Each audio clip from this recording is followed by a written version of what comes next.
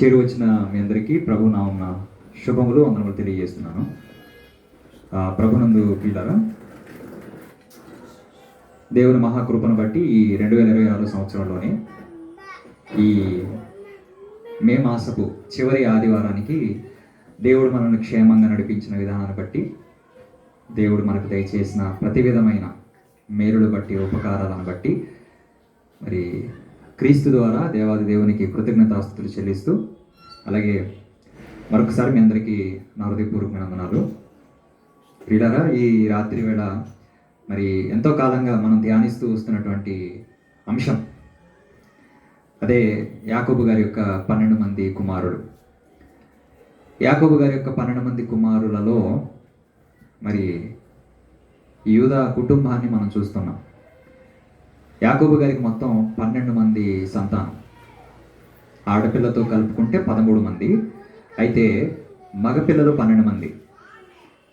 ఆ 12 మందిలో మనం రూబేను, షిమ్యోను, లేవి గురించి నేర్చుకున్నాం. అలాగే యూదా గారి గురించి కూడా నేర్చుకున్నాం. మరి యూదా గారికి మొత్తం 5 కుమారులు: ఏరు, ఓనాను, షేలా, పెరేసు, జెరహు. ఏరు, ఓనాను చనిపోయారు, ఇక షేలా మాత్రమే మిగిలాడు. ఆ తర్వాత యూదా తన కోడలైన తామారుతో మరి పోవడం వలన 2 కవలలు జన్మించారు, పెరేసు, జెరహు. ఆ పెరేసు గురించి, జెరహు గురించి, షేలా గురించి మనం సంపూర్ణంగా మనం తెలుసుకోవడం, నేర్చుకోవడం జరిగింది. అయితే ఆ పెరేసులో నుంచి వచ్చినటువంటి మహనీయుడైన యేసుక్రీస్తు వంశావళిని మనం ధ్యానం చేస్తూ వస్తున్నాము. అందులో భాగంగా పెరేసు కుమారులైన మరి హెస్రోను, హామూలు అనువారి గురించి కొద్ది నిమిషాలు మనం ధ్యానం చేద్దాం. సో చాలా జాగ్రత్తగా ఆలకించండి, అర్థం చేసుకోవడానికి ప్రయత్నం చేయండి. ఇవన్నీ మనం తెలుసుకోగలిగితే బైబిల్ చదువుతున్నప్పుడు మనకి ఎక్కడైతే చిక్కుముడులుగా ఉన్నాయో, మనకి ఎక్కడైతే అర్థం కాని సందర్భాలు ఉన్నాయో, అవన్నీ కూడా మనకి అర్థమయ్యే అవకాశం ఉంటుంది.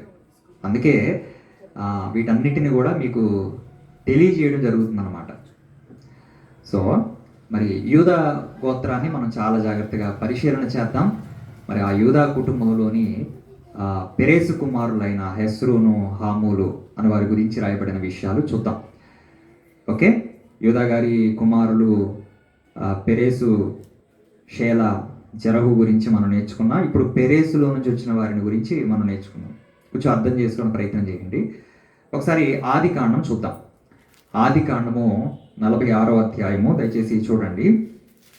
ఆది కాండము 46వ అధ్యాయము.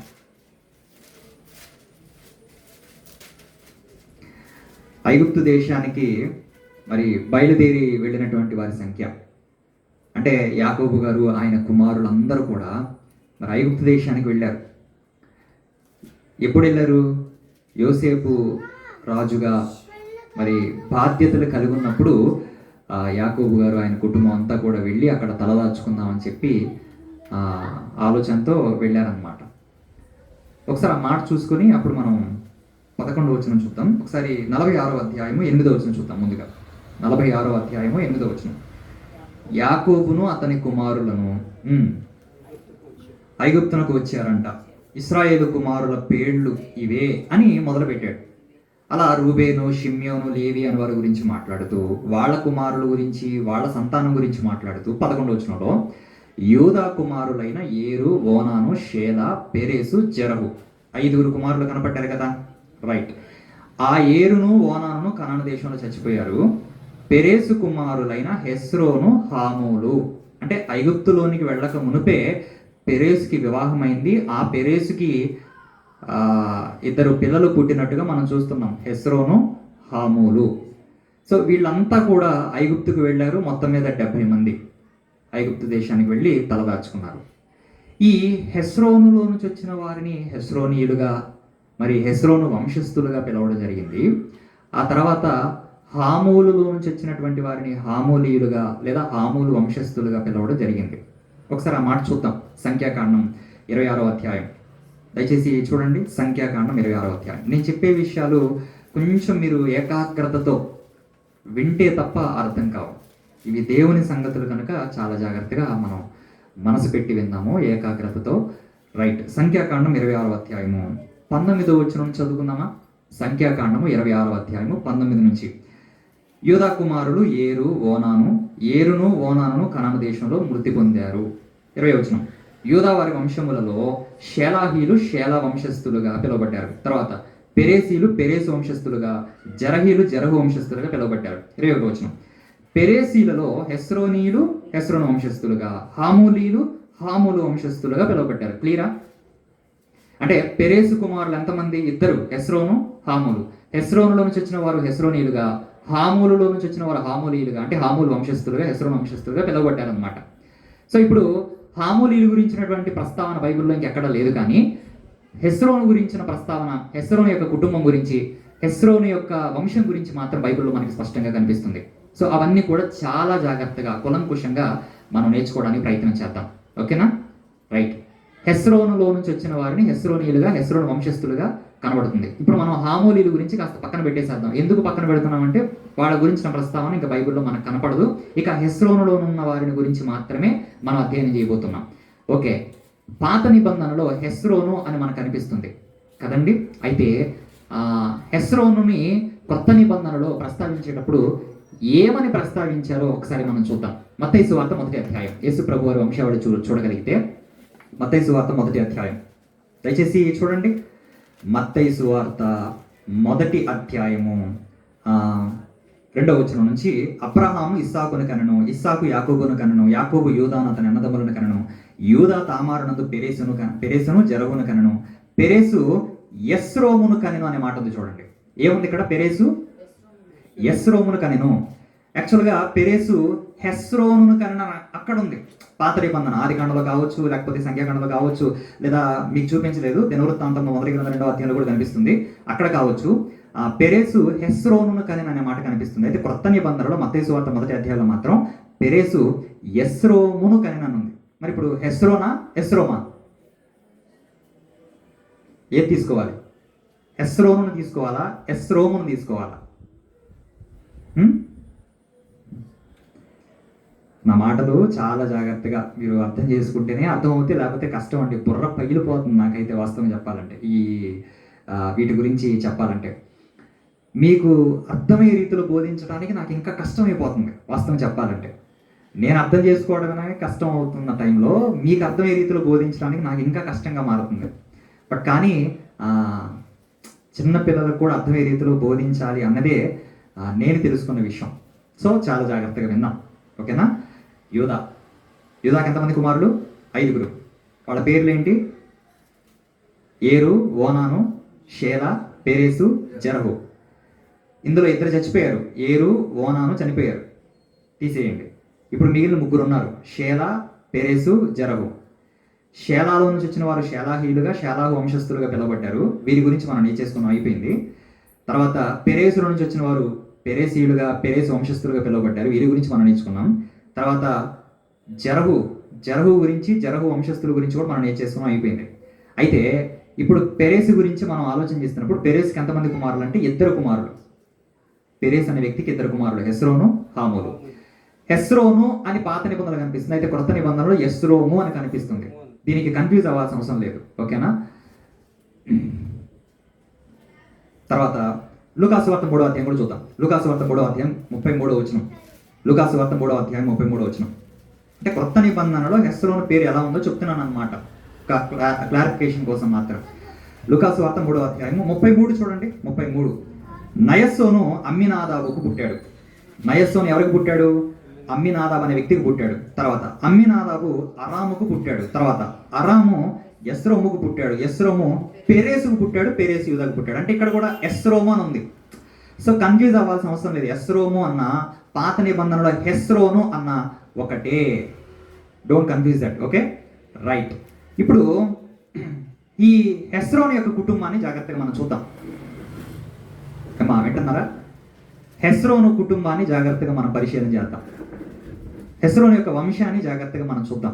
ఎందుకు హెస్రోను వంశాన్ని చూద్దాం అంటున్నానంటే హెస్రోను గురించిన వివరాలు, హెస్రోను వంశాన్ని గురించినటువంటి వివరాలు, హెస్రోను కుటుంబాన్ని గురించినటువంటి వివరాలు మనకి బైబిల్లో రాయబడ్డాయి. కానీ ఆ పెరేసు రెండవ కుమారుడైన హామూలు గురించిన వివరాలు కానీ, హామూలు గురించిన లేదా హామూలు వంశానికి సంబంధించిన వివరాలు, హామూలు కుటుంబానికి సంబంధించిన వివరాలు బైబిల్లో పొందుపరచలేదు.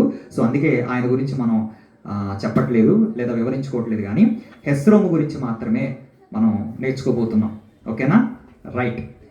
హెస్రోము గురించి ఇంకా మరిన్ని విషయాలు మనం చూద్దాం. ఒకసారి దినవృత్తాంతముల మొదటి గ్రంథం దయచేసి చూడండి. దినవృత్తాంతముల మొదటి గ్రంథము 2వ అధ్యాయము.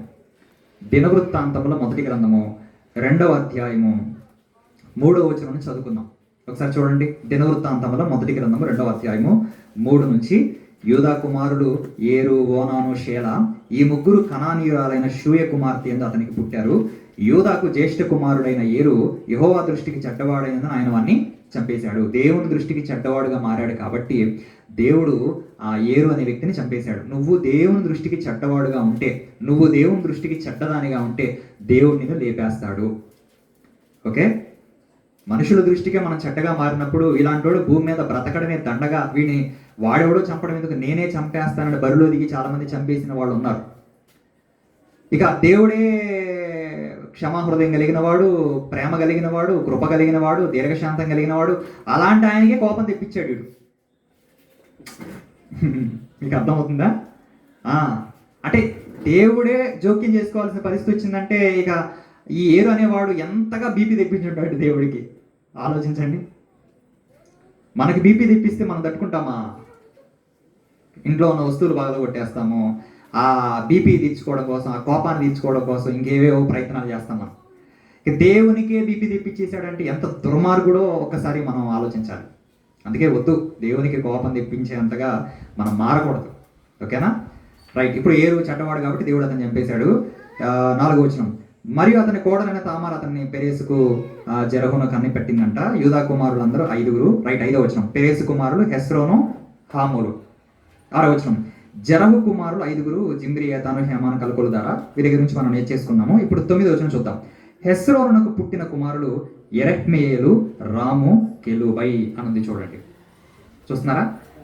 దినవృత్తాంతంలో 2వ గ్రంథము 2వ అధ్యాయం 9వ వచనం. దినవృత్తాంతముల మొదటి గ్రంథము 2వ అధ్యాయము 9వ వచనం. 9వ వచనంలో ఏముంది? హెస్రోనునకు పుట్టిన కుమారులు యెరెహ్మెయేలు, రాము, కెలుబై. వాస్తవంగా ఇక్కడ నుంచి మొదలు పెట్టుకుంటే మనకు అర్థమయ్యేది, కానీ మీకు మరలా ఇవన్నీ జ్ఞాపకం చేయాల్సి వస్తుంది అనమాట. పూర్వపు విషయాలన్నీ జ్ఞాపకం చేయాల్సి వస్తుంది. ఎందుకు జ్ఞాపకం చేయాల్సి వస్తుందంటే మనకి కొంచెం మతిమరుపు ఉంటుంది కదండి. ఇంట్లో పరిస్థితుల వల్ల, మరి కుటుంబ పరిస్థితుల వల్ల, ఆర్థిక పరిస్థితుల వల్ల మనం అన్నీ గుర్తుపెట్టుకోలేము. ముఖ్యంగా వాక్యాన్ని అసలు గుర్తుపెట్టుకోలేము. ఏది గుర్తుంటే ప్రమాదమో దాన్ని గుర్తు లేకుండా చేస్తాడు దుష్టుడు. అది ఉంటే ప్రమాదం. ఎవరికి? వాడికి ప్రమాదం. సో మనం భక్తిగా బ్రతుకుతాం, విశ్వాసంతో బ్రతుకుతాం కాబట్టి వాడికి అది ఇష్టం లేదు. అందుకే ఆ వాక్యాన్ని గుర్తు లేకుండా చేసేస్తాడు. అంతెందుకు? పోయిన వారం ఏం చెప్పాను నేను మీకు? చెప్పండి చాలు. పోయిన ఆదివారం ఇంత వివరించాను కదా. పోయిన ఆదివారం ఏం చెప్పాను నేను? Very good. అబ్బో, భలే గుర్తు చేశారండి. మధ్యలో మాట్లాడదాం అనుకున్న హోంవర్క్ గురించి భలే గుర్తు చేశారు. Very good. నిజంగా మత్తయి సువార్త మొదటి అధ్యాయం చదవమని హోంవర్క్ ఇచ్చాను. ఎంతమంది చదివారు? చదివారండి? నేను అడుగుతానండి. మత్తయి సువార్త మొదటి అధ్యాయం. దావీదు కుమారుడు ఎవరు? వంశావళిలో, అక్కడ మత్తయి సువార్త మొదటి అధ్యాయంలో ఉన్న వంశావళిలో దావీదు కుమారుడు ఎవరు? Very good. బాగా చెప్పారండి. దావీదు కుమారుడు అబ్రహాం గారా? చాలా సంతోషం అండి.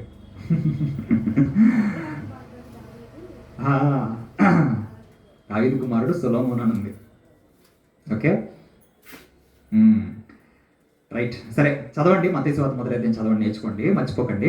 పోయిన ఆదివారం నేను ఎవరి గురించి చెప్పాను అంటే, లోకేష్ గారు ఎవరి గురించి చెప్పాను నేను? కన్ఫర్మా? Right, very good. పెరేస్ గురించి చెప్పాను. పెరేస్ అనే పేరు వెనక ఉన్న భావం, పెరేసు పేరులో ఏముందని చెప్పడం కోసం ఆ రోజు పోయిన ఆదివారం పెరేస్ యొక్క అర్థం, పెరేస్ యొక్క పేరు నుంచి దేవుడు మనం నేర్పిస్తున్న గొప్ప పాఠం. నిజంగా ఇది ప్రతి ఒక్కరు వినవలసిన సందేశం. ప్రతి ఒక్కరు, అన్యులు సైతం కూడా వినాల్సినటువంటి గొప్ప సందేశం పెరేస్ గురించి. Right, okay. ఇప్పుడు ఆ పెరేస్కి ఎంతమంది కుమారులు? ఇద్దరు, హెస్రోను, హాములు. హాములు గురించి మనం ధ్యానం చేయట్లేదు, ఎందుకంటే హాములు గురించిన వివరాలు, కుటుంబాన్ని గురించిన వివరాలు, వంశావళి గురించిన వివరాలు లేవు కాబట్టి మనం వాటి గురించి మనం ధ్యానం చేయట్లేదు. కేవలం హెస్రోను గురించి మాత్రమే మనం ధ్యానం చేయబోతున్నాము. ఈ హెస్రోను గురించిన విషయాలు జాగ్రత్తగా చూద్దాం. హెస్రోను యొక్క కుటుంబం, హెస్రోను యొక్క వంశావళి మనం తెలుసుకోవాలి. వాటి ద్వారా దేవుడు మనం నేర్పిస్తున్న పాఠాలు ఏంటో మనం కూడా తెలుసుకోగలిగితే ఇంకా అద్భుతంగా ఉంటుంది. రైట్, ఇప్పుడు హెస్రోనికి ఎంతమంది కుమారులు అంట? ఏమండి, హెస్రోనికి ఎంతమంది కుమారులు? ముగ్గురు గురించిన ప్రస్తావన ఇక్కడ కనపడుతుంది కదా. 9వ వచనంలో హెస్రోనుకు పుట్టిన కుమారులు యెరహ్మెయేలు. చెప్పండి, నాతో పాటు చెప్పండి. యెరహ్మెయేలు. యెరహ్మెయేలు. ఒత్తి మనం పలికితే మనకు అర్థం అవుతుంది అనమాట. మన దౌర్భాగ్యం ఏంటంటే చిన్నప్పటి నుంచి తెలుగు మీడియం చదువుతారు చాలా మంది కదండి. తెలుగు మీడియంలో చదివిన వాళ్ళు ఉంటారు, కానీ తెలుగు రాదు వీళ్ళకి. చాలా బాధాకరం. తెలుగు మీడియంలో చదివిన వాడికి తెలుగు రాదు. పోనీ ఇంగ్లీష్ మీడియం స్కూల్లో చదివిన వాడికి ఇంగ్లీష్ వస్తుందా? ఇంగ్లీష్ రాదు. ఏమొచ్చు అంటే what is your name, my name is అని మొదలు పెడతారు. What is your father name, what is your mother name, which class your studying, అట్లా చెప్తారు. చెప్తారు అంతే. ఇంకా ఇంగ్లీష్ గురించి పూర్తిగా రాదు. పోనీ తెలుగు మీడియం చదివిన వాడికి తెలుగు వస్తుందంటే అసలు రాదు. మధ్య మధ్యలో ఇంగ్లీష్, అచ్చంగా తెలుగు మీడియం చదివేవాడు మధ్య మధ్యలో మాట్లాడేటప్పుడు ఇంగ్లీష్ పదాలు ఖచ్చితంగా వస్తాయి. తెలుసా మీకు?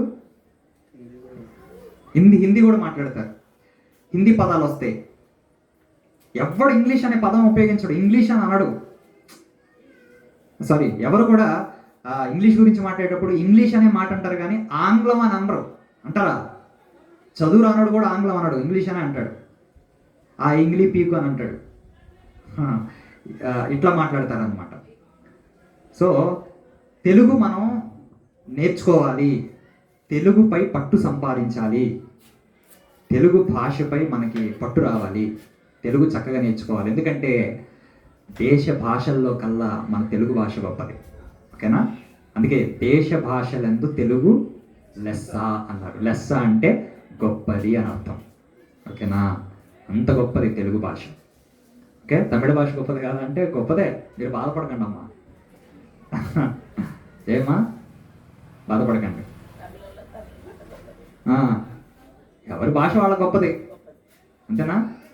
ఎవరి భాష వాళ్ళ గొప్పది. అయితే మనం తెలుగు వాళ్ళం కనుక మనకు కొంచెం కాస్త గర్వం ఎక్కువ ఉంటుంది, గర్వకారణం. ఎందుకంటే తెలుగు భాష చాలా గొప్పది కాబట్టి. సో తెలుగు చదివేటప్పుడు స్పష్టంగా, ఇంట్లో ఎవరు లేనప్పుడు బైబిల్ చదివేటప్పుడు కాస్త పెద్దగా చదివితే బాగుంటుంది. ఓకేనా? నలుగురు ఉన్నప్పుడు కాస్త ఇబ్బందిగా ఉంటే పర్లేదు, కానీ అప్పుడు చిన్నగా చదివితే పర్లేదు, కానీ పెద్దగా చదివితే మనం నేర్చుకుంటే అప్పుడు మనకి బాగుంటుంది, స్పష్టత వస్తుంది. ఇక్కడికి వచ్చి మనం కుస్తీలు పడతా ఉంటాం, ఆగుతా, అట్లా ఆలోచిస్తాం అనమాట. బైబిల్ చదవాలండి, అర్థమైందా? రైట్. సో ఇప్పుడు హెస్రోనికి ఎంతమంది కుమారులని ఇక్కడ కనిపిస్తుంది? పేర్లేంటి? యెరహ్మెయేలు, యెరహ్మెయేలు, తర్వాత రాము, తర్వాత కెలూబై అని ఉంది చూడండి. ఓకేనా? యెరహ్మెయేలు, రాము, కెలూబై. ఇప్పుడు ఇందులో ఈ హెస్రోనులోని ఈ రాము గురించి కాస్త పక్కన పెడదాం. హెస్రోనులోని రామును కాస్త పక్కన పెడదాం. హెస్రోనులో ఉన్న మిగిలిన ఇద్దరు కుమారులు, అంటే ఆ యెరహ్మెయేలు తర్వాత కెలూబై, ఆ ఇద్దరు గురించి, ఆ ఇద్దరు వంశాల గురించి ఇప్పుడు మనం ఆలోచిద్దాం. ఓకేనా? మరలా చెప్తున్నాను. యూదాగారులో నుంచి పెరేసు, పెరేసులో నుంచి హెస్రోను, హెస్రోనులో నుంచి వచ్చిన ముగ్గురు కుమారుల్లో ఇద్దరు గురించి మనం ఈరోజు అధ్యయనం చేయబోతున్నాము. ఒకరు యెరహ్మెయేలు, రెండో వ్యక్తి కెలూబై. కెలూబై అన్న కాలేబు అన్న ఒకరే. మరలా చెప్తున్నా, కెలూబై అన్న కాలేబు అన్న ఒకరే, కన్ఫ్యూజ్ అవ్వద్దు. అయితే ఇప్పుడు కాలేబు అనగానే ఏ కాలేబు గుర్తొస్తాడు మనకి? సహజంగా బైబిల్ చదివిన వాళ్ళకి కాలేబు అనగానే ఎవరు గుర్తొస్తారు? దేశాన్ని వేగు చూడటానికి వెళ్ళారు కదా, కనాను దేశాన్ని వేగు చూసే క్రమంలో 12 మంది వెళ్ళారు, 12 గోత్రాల తరపున. అందులో ఒకడు యెఫున్నె కుమారుడైన కాలేబు, ఇంకొకరు నూను కుమారుడైన యెహోషువ. వీరు మాత్రం మనకి గుర్తొస్తారు. కాలేబు అనగానే ఆయన గుర్తొస్తాడు. ఇతను యెఫున్నె కుమారుడైన కాలేబు కాదు. ఎవరి కుమారుడు ఇతను? హెస్రోను కుమారుడైన కాలేబు. ఓకేనా? అక్కడ కన్ఫ్యూజ్ అవ్వద్దు. రైట్. ఇప్పుడు ఈ హెస్రోను యొక్క కుటుంబాన్ని చూద్దాం ఒకసారి. 18వ వచనం నుంచి ఒకసారి చూడండి. దినవృత్తాంతముల 1వ గ్రంథము 2వ అధ్యాయము 18 నుంచి. మరలా చెప్తున్నా, ఏకాగ్రతగా వినండి, కాస్త మనసు పెట్టి వినండి, చూపు అటు ఇటు తిప్పొద్దు, అడుగు తీసి అడుగు బయట పెట్టొద్దు. ఒకటి చూస్తే బైబిల్ చూడాలి, రెండు నన్నే చూడాలి, అంతే. కాదనేటని చూశారంటే మాత్రం అర్థం కాదు. ఓకేనా? రైట్. సరే, ఇప్పుడు బైబిల్ చూడండి. 18వ వచనం. హెస్రోను కుమారుడైన కాలేబు. ఏ కాలేబు? కాలేబు యెఫున్నె కుమారుడైన కాలేబు కాదు. దేశాన్ని వేగు చూడటానికి వెళ్ళిన యెఫున్నె కుమారుడైన కాలేబు కాదు, హెస్రోను కుమారుడైన కాలేబు. ఆ కాలేబు అంట అజూబా అను తన భార్య యందు ఎరియోతు నందును పిల్లలను కన్నాడు. అజూబాకి అంటే ఈ కాలేబుకి ఇద్దరు భార్యలు ఇక్కడ కనిపిస్తున్నారు. ఇద్దరు భార్యలు వచ్చే ప్రస్తావన. అజూబా అనే ఒక ఆమె, తర్వాత ఎరియోతు. ఓకే, సరే, పక్కన పెట్టేసేయండి. అజూబాకి చాలా మంది పిల్లలు పుట్టారు. వాళ్ళు ఎవరంటే ఏషెరు, షోబాబు, అర్దోను. 10వ వచనం. అజూబా చనిపోయిన తర్వాత కాలేబు ఎఫ్రాతాను వివాహం చేసుకున్నాడంట. హెస్రోను కుమారుడైన కాలేబు అజూబా అంటే మొదటి భార్య చనిపోయిన తర్వాత ఇంకొక ఆమెను వివాహం చేసుకున్నాడు. ఆల్రెడీ అప్పటికి ఆయనకి ఇద్దరు భార్యలు, అజూబా ప్లస్ ఎరియోతు. ఓకేనా? అజూబా చనిపోయిన తర్వాత ఆయన ఎవరిని వివాహం చేసుకున్నాడు? ఎఫ్రాతాను వివాహం చేసుకున్నాడు. ఎవరు? కాలేబు. రైట్. తర్వాత 19వ వచనంలోని తర్వాత మాట, కాలేబు ఎఫ్రాతాను వివాహం చేసుకునగా అది అతనికి హూరును కనిను అని కనిపిస్తుంది. హూరు. తర్వాత 20వ వచనం. హూరు ఊరిని కనెను, ఊరి బెసలేలును కనెను అనే మాట ఉంది. ఇక్కడ హూరు ఎవరో మీకు గుర్తొచ్చారా? Very good. హూరు అంటే ఎవరు? అహరోను, హూరు అనువారు ఏం చేశారంటే, మోషే గారు అమాలేకులతో యుద్ధం జరుగుతున్నప్పుడు 2 చేతులు ఎత్తితే ఇశ్రాయేలు విజయం పొందుతారు, ఈయన 2 చేతులు దించితే అమాలేకులు విజయం పొందుతారు అనమాట. సో ఇప్పుడు 2 చేతులు ఎంతసేపు అని ఎత్తాలి? యుద్ధం గెలిచేంత వరకు ఎత్తాలన్నమాట. అది ఎంతసేపు పట్టిద్ది చెప్పలేం, 100 మంది 1000 మంది ఉంటారు కాబట్టి. సో ఆ యుద్ధంలో విజయం పొందాలంటే ఈయన 2 చేతులు ఎత్తి ఉంచాలి. మరి చేతులు ఇలా ఎత్తాలంటే ఎంతసేపు ఎత్తుతారండి? 1 గంట ఇలా చేతులు ఎత్తగలిగి ఉంచుతారా? 1 అరగంట ఉంచుతారా? పోనీ 10 నిమిషాలు ఉంచుతారా? ఉంచరు. కాస్త 2 చేతులు ఎత్తి మనం గట్టిగా ప్రార్థన చేద్దాం అనగానే ఇప్పుడు లేపామనుకోండి, ఫస్ట్ ఎడదాకా ఎత్తుతారండి పూర్తిగా చాలా మంది. తర్వాత చిన్నగా మెల్లగా డౌన్ అవుతాయి, చిన్నగా వెళ్ళిపోతాయి. ఎవరు కిందకి అంటున్నారో తెలియదు, అవే కిందకి వెళ్ళిపోతాయి. ఉత్సాహంగా చురుగ్గా మాత్రం లేద్దాం చేద్దామని 2 చేతులు ఇలా ఎత్తుతారు, చిన్నగా డౌన్ అయిపోతా ఉంటాయి అన్నమాట. ఇక డౌన్ అయిపోయి ఇక్కడికి వచ్చేస్తాయి. ఇట్లా ఏదైతే 2 చేతులు ఎత్తటమే కదా అని అనుకుంటారు. అట్లా కాదు. మోషే భక్తుడు 2 చేతులు పైకెత్తితేనే విజయం. మరి ఇలా 2 చేతులు ఆ వయసులో, 80 ఏళ్ల వయసులో ఇలా 2 చేతులు ఎత్తి పట్టుకోవాలంటే ఆయనకి నొప్పి, ఇబ్బంది కనుక మరి యుద్ధం గెలవాలి, ఎలాగైనా మనం విజయం సాధించాలి శత్రువులపైన ఆలోచనతో అహరోను, హూరు అని వారు ఏం చేస్తారంటే మోషే గారికి అండగా నిలబడి ఒక పక్క ఈయన అంటే ఇలా చేపట్టుకుంటాడు, ఇంకొక పక్క ఈయన ఇలా చేపట్టుకుని ఉంచుతారనమాట. సహాయపడ్డారు యుద్ధంలో, మోషే గారికి సహాయంగా నిలిచారు అహరోను, హూరు అనేవారు. ఓకేనా? ఇప్పుడు హూరు గుర్తొచ్చాడు కదా, అర్థమైపోయింది కదా హూరు ఎవరో? సింపుల్గా చెప్పేశాను. ఒకసారి హూరు గురించిన వివరణ ఒకసారి చూద్దాం మనం. నిర్గమాకాండం దయచేసి చూడండి, 17వ అధ్యాయం. ఇది ఇలానే ఉంచడం వల్ల అవుతాం ఇక్కడికి.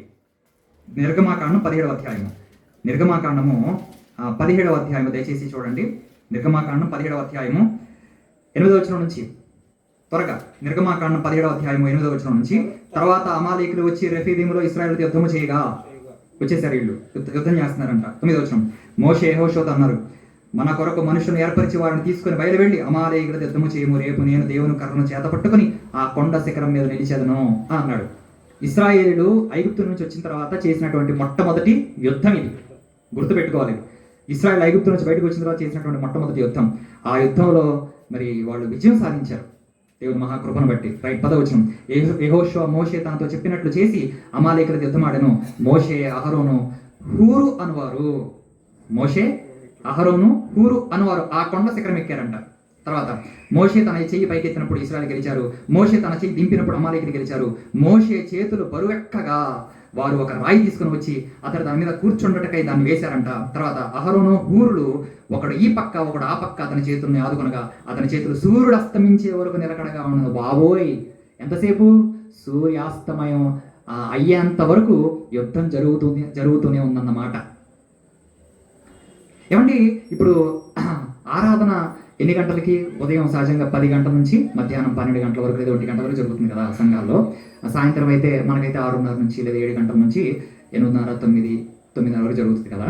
అయితే ఇప్పుడు బైబిల్లో ఒక వాక్యం ఉంది, ఏంటది?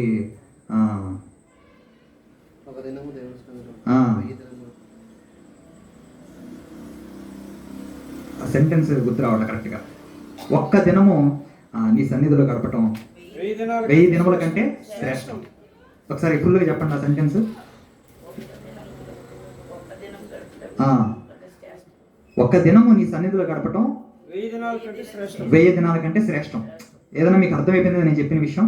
అంటే 1000 దినాల కంటే ఒక్క రోజంతా నీ సన్నిధిలో గడిపితే శ్రేష్టం అని అన్నారు. ఇదే మాట మనం ప్రార్థన చేసేటప్పుడు కూడా ప్రస్తావిస్తాం. ఏమని? అయ్యా నీ సన్నిధిలో ఒక దినం గడపడం ఎంతో శ్రేష్టం అయ్యా, మరి మీ సన్నిధిలోకి వచ్చి మేము గడిపే అవకాశం ఇచ్చావయ్యా, థ్యాంక్స్ అయ్యా, ప్రభా వందనాలయ్యా అని మనం ప్రార్థన చేస్తాం. వెరీ గుడ్, కరెక్ట్ అండి. నీ ఆవరణములో ఒక దినము గడుపుట 1000 దినముల కంటే శ్రేష్టము అన్నాడు. మందిరంలో కాదు సుమా, ఆవరణంలో. మందిరం వేరు, ఆవరణం వేరు. ఇప్పుడు మనం ఎక్కడున్నాం? వెరీ గుడ్, మనం ఇంటి ఆవరణంలో ఉన్నాం, ఇంటిలో లేము మనం, ఇంటి ఆవరణమే. సో అలానే మందిర ఆవరణంలో ఒక దినము గడపటమే 1000 దినాల కంటే శ్రేష్టం అన్నాడంటే మరి మందిరంలో గడిపితే ఇంకెంత శ్రేష్టం. మనం కూడుకున్నది ఇంటి ఆవరణంలోనైనా మన మందిరం, మనం సజీవమైన మందిరం, మనం సజీవమైన దేవాలయం, మనం సజీవమైన సంఘం అనే విషయం మర్చిపోకూడదు. ఓకేనా? అంటే మందిరావరణంలో ఒక దినం గడుపుట శ్రేష్టం అన్నాడు కదా, బాగానే ఉంది. మరి ఎంతమంది మందిరములో ఒక దినము గడుపుతున్నారు? ఒక దినం అంటే ఎన్ని గంటలండి? 24 గంటలు కదా. ఆరాధన సమయం ఎంత ఆదివారం రోజున? సహజంగా 2 గంటలు లేదంటే 3 గంటలు కదా. ఇప్పుడు రేపు ఆదివారం నుంచి కొత్త రూల్ తీసుకోలేకపోతున్నాం. అర్ధరాత్రి 12 నుంచి తిరిగి మళ్ళీ అర్ధరాత్రి 12 గంటల వరకు ఆరాధన జరుగును అని బోర్డు పెట్టామనుకోండి. ఏమండి? అర్ధరాత్రి 12 గంటలు అంటే శనివారం అర్ధరాత్రి 12 గంటల నుంచి ఆదివారం అర్ధరాత్రి 12 గంటల వరకు ఆరాధన జరపకూడను. ఆరాధన జరిగిన పెడితే ఒక్కడైనా వస్తాడా? ఎందుకు రారు? దేనికి రారు? దేవుడి కంటే ఎక్కువ ఇశ్రాయేలు ప్రజలు విశ్రాంతి దినాన్ని అలా చేసేవాడు తెలుసా? ఇశ్రాయేలీలు విశ్రాంతి దినాన్ని అలా చేశారు. ఒక ఆజ్ఞగా భావించి ఆ రోజంతా వాళ్ళు ఏ పని పెట్టుకునేవాడు కాదు. మీకు దేవుని మందిరంలో భోజనం ఉంటుంది, మీరు 3 పూటలు భోజనం చేయాల్సిన పని లేదు. చక్కగా ఇంట్లోనే మీకు మందిరంలో భోజనం పెడతాం. కాకపోతే అర్ధరాత్రి నుంచి తిరిగి మళ్ళీ అర్ధరాత్రి వరకు మందిరంలో ఉండాలి, ఇది రూల్ అని అంటే అసలు ఎవరు రారు? పాస్టర్ గారు రారండి. పాస్టర్ గారే రాడు. అసలు ఏందా ఆ సంఘం? ఏంటి ఆ రూల్స్ ఏంటి? బైబిల్ వ్యతిరేకంగా చేస్తున్నావు ఏంటి? పాస్టర్లు అందరూ తిరగబడతారు. అవును, ప్రభునందు ప్రియులారా,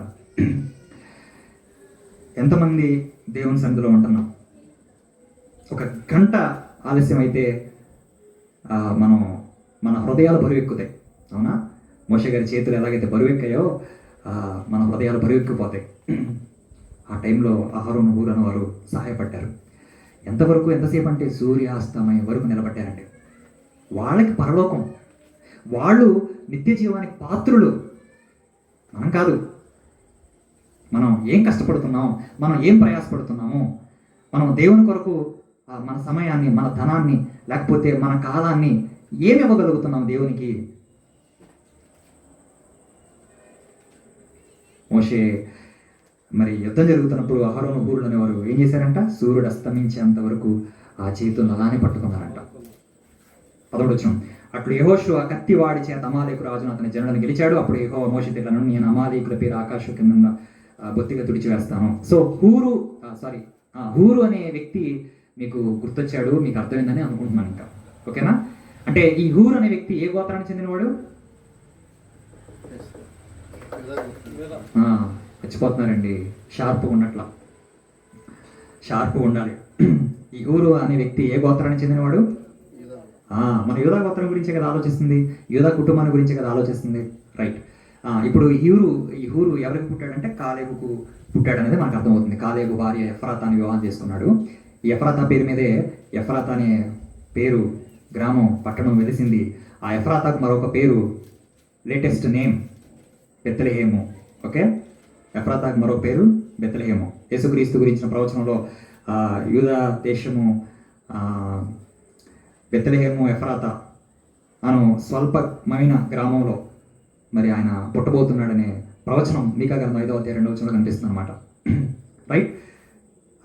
కాలేబు ఎఫ్రాతను వివాహం చేసుకునగా అతనికి హూరు అనే కుమారుని కనిపెట్టింది. 20వ హూరు ఊరిని కనెను, ఊరి బెసలేలును కనెను. బెసలేలు గుర్తొచ్చాడా? బెసలేలు గుర్తొచ్చాడా? రైట్. ఏ గోత్రానికి చెందినవాడు ఈ బెసలేలు? యూదా గోత్రానికి చెందినవాడే. యూదా గోత్రంలో మనకి ప్రముఖులైన వ్యక్తులు కనిపిస్తున్నారు. చూడండి, హెస్రోను కుటుంబంలో ప్రముఖులైన వ్యక్తులు కనిపిస్తున్నారు యూదా గోత్రంలో.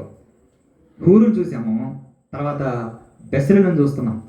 అరణ్య ప్రయాణాలు ఉన్నప్పుడు బెసలేలు ఏం చేశాడంటే ఆ ప్రత్యక్షపు గుడారాన్ని నిర్మించడానికి దేవుడు బెసలేలును ఎన్నుకున్నాడు. ఎవరిని ఎన్నుకున్నాడు? బెసలేలును ఎన్నుకున్నాడు. ఆయన పని కోసం, ఆయన మందిరాన్ని నిర్మించడం కోసం. నిజంగా దేవుని మందిరాన్ని నిర్మించడం అంటే అంతకు మించిన గొప్ప ధన్యత మరొకటి లేదండి. మళ్ళీ ఇంకొకటి, తేడా వస్తే దేవుడు మళ్ళీ శిక్ష విధిస్తాడు. అది కరెక్ట్గా ఉండాలి, కొలతలు మెజర్మెంట్స్ అన్నీ కరెక్ట్గా ఉండాలి, లేకపోతే దేవుడు అసలు ఊరుకోడు. బెసలేలుతో పాటు ఇంకొక వ్యక్తి ఉన్నాడు. ఇద్దరు కలిసి ఆ ప్రత్యక్ష గుడార నిర్మాణంలో పాల్గొన్నారు. ఒకసారి మాట చూద్దాం. నిర్గమాకాండం దయచేసి చూడండి. నిర్గమాకాండం 31వ అధ్యాయం. నిర్గమాకాండం 31వ అధ్యాయము 1వ వచనం నుంచి. మరి యెహోవా మోషే తిట్టనను, చూడుము, నేను యూదా గోత్రములో హూరు మనమడము ఊరు కుమారుడనైన బెసలేలు అను పేరు గలవాన్ని పిలిచాను. ఎందుకు పిలిచాను ఆయన? చూద్దాం. విచిత్రమైన పనులను కల్పించుటకు, బంగారుతో వెండితో ఇత్తడితో పని చేయుటకు, పొదుగుటకై రత్నములను సానబెట్టుటకు, కర్రను కోసి చెక్కుటకు, సమస్త విధమైన పనులను చేయుటకు, జ్ఞాన విద్య వివేకములను సమస్తమైన పనుల నేర్పును వానికి కలుగునట్లు వానిని దేవుని ఆత్మ పూర్ణునిగా చేసి ఉన్నాను. అంతేకాదు, 6వ వచనం, మరియు నేను దాను గోత్రంలోని అహీసామాకు కుమారుడైన అహోలియాబును అతనికి తోడు చేసి తిని, నేను నీకు ఆజ్ఞాపించినవని చేయనట్లు జ్ఞాన హృదయులందరి హృదయములలో జ్ఞానమును ఉంచి ఉన్నాను అనే మాట కనిపిస్తుంది. చూడండి, ఎంత గొప్ప విషయం. ప్రత్యక్షపు గుడార నిర్మాణంలో ప్రధానమైన పాత్రను పోషించిన వ్యక్తి బెసలేలు. యూదా గోత్రంలోని బెసలేలు. యూదా గోత్రంలోని హెస్రోను కుటుంబంలోని కాలేబు కుమారులలో ఒకడే బెసలేలు. ఆ బెసలేలును దేవుడు ఎన్నిక చేసుకున్నాడు, దేవుడు ఏర్పాటు చేసుకున్నాడు. ఇదంతా ఎవరు? ఇదంతా ఏ గోత్రం? యూదా గోత్రం. యూదా గోత్రంలోని ఏ కుటుంబం? హెస్రోను కుటుంబం. మర్చిపోకూడదు, ఓకేనా? ఇంకొచ్చేసేయండి మరలా. దినవృత్తాంతం 1వ గ్రంథం 2వ అధ్యాయము 20వ వచనం. దినవృత్తాంతంలో 1వ గ్రంథం 2వ అధ్యాయం 20వ వచనంలో హూరు ఊరిని కనను, ఊరి బెసలేలును కనను. తర్వాత 21వ వచనం. ఇక్కడతో కాలేబు గురించిన చిన్నపాటి ఇన్ఫర్మేషన్ పూర్తయింది. 21 నుంచి. తర్వాత హెస్రోను గిలాదు తండ్రి అయిన మాకీరు కుమార్తెను కూడెను. తాను 60 సంవత్సరాల వయసు గలవాడినప్పుడు దాన్ని వివాహం చేసుకునగా అది అతనికి సెగూబును కనను. అంటే 60 సంవత్సరాల వయసులో ఈ హెస్రోన్ అనే ఆయన ఏం చేశాడంటే మరొక వివాహం చేసుకున్నాడు. మాకీరు కుమార్తెను వివాహం చేసుకున్నాడు. వివాహం చేసుకున్న తర్వాత ఆమె హెస్రోన్కి సెగూబు అనే ఒక బిడ్డని కనిపెట్టిందంట. రైట్. 22వ వచనం. సెగూబు యాయిరుని కన్నాడు. ఇతనికి గిలాద్ దేశంలో 23 పట్టణాలు ఉన్నాయి. యాయిరు మరి ఇశ్రాయేలుడికి ఒక న్యాయాధిపతిగా కూడా ఉన్నాడు. యాయిరు ఆయన పేరు మీద 23 గ్రామాలు, 23 పల్లెలు ఉంటాయి. అది న్యాయాధిపతుల గ్రంథంలో మనకు కనిపిస్తుంది. సో అంటే దేవుడు వారిని అభివృద్ధి చేశాడు. 23 గ్రామాలంటే చిన్న విషయం. 23 పట్టణాలంటే. గుంటూరు పట్టణం ఎవరిదే అంటే నా పేరు మీద గుంటూరు పట్టణం ఉందనుకోండి, ఎలా ఉంటుంది? హైదరాబాద్ పట్టణం, లేకపోతే విశాఖపట్నం, లేకపోతే ఈ పట్టణాలు ఏవైతే ఉన్నాయో ఇవన్నీ మన పేరు మీద ఉన్నాయనుకోండి, ఎంత గొప్పగా ఉంటుందో చెప్పండి. 1 ఎకరం పొలం ఉందంటేనే పలానా రోడ్లో చాలా గొప్పగా ఫీల్ అయిపోతాం. అలాంటిది మరి 23 పట్టణాలు ఉన్నాయంటే నిజంగా ఎంతగా వీరు ఆశీర్వదించబడ్డారు, ఎంతగా దేవుడు వీరిని అభివృద్ధి చేశాడు అనేది మనం అర్థం చేసుకోవాలి యూదా గోత్రాన్ని. తర్వాత 24వ వచనం. కాలేబుదైన ఎఫ్రాతాలో హెస్రోను చనిపోయిన తర్వాత హెస్రోను భార్య అయిన అబియా అతనికి తెకోవు తండ్రి అయిన అషూరును కనిపెట్టింది. అంటే హెస్రోను భార్య ఎవరు? అబియా. ఇంకొకరు కనిపిస్తున్నారు, హెస్రోను భార్య అబియా. ఇది హెస్రోను కుటుంబంలోని విషయాలు, హెస్రోను కుటుంబానికి సంబంధించిన వివరాలు. హెస్రోను ఏంటి, హెస్రోను కుటుంబంలో ఉన్న వారు ఎవరు, హెస్రోను భార్యలు, లేకపోతే వారి పిల్లలు, వారి పిల్లల్లో ఉన్న ప్రముఖులు, హెస్రోను కుటుంబంలోని ప్రముఖులు. ఓకేనా? ఇప్పుడు హెస్రోనికి ఎరెహ్మెయేలు, రాము, కెలుబు అని చెప్పాను కదా. రామును పక్కన పెట్టేసేయండి. ఎరహ్మేయేలు, కాలేబును మాత్రమే మనం చూస్తున్నాం. అందులో కాలేబును చూసాం. ఇప్పుడు మనం కాలేబు కుటుంబాన్ని కూడా చూసాం. అట్ ద సేమ్ టైం హెస్రోను కుటుంబంలోనే కాలేబు కుటుంబాన్ని కూడా మనం చూసాం. కాలేబు అజూబాని చేసుకున్నాడు. అజూబా చాలా మంది పిల్లల్ని కన్నది. ఆ తర్వాత ఎరియోతుని చేసుకున్నాడు. ఎరియోతు కూడా పిల్లని కన్నది. ఆ తర్వాత అజూబా చనిపోయిన తర్వాత మరి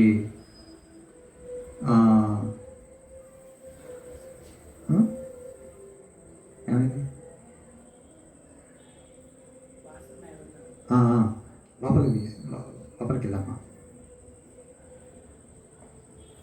ఇటు జీ చూపించు. ఇటు ఇటు నుంచి అమ్మా, అటు నుంచి వెళ్ళు. Okay right. బాగుంటుంది చూడు. ఇప్పుడు అజూబా చచ్చిపోయిన తర్వాత కాలేబు ఎఫ్రాతాను వివాహం చేసుకున్నాడు. ఓకేనా? ఎఫ్రాతాలో నుంచి మంచి మంచి పిల్లలు వచ్చారు.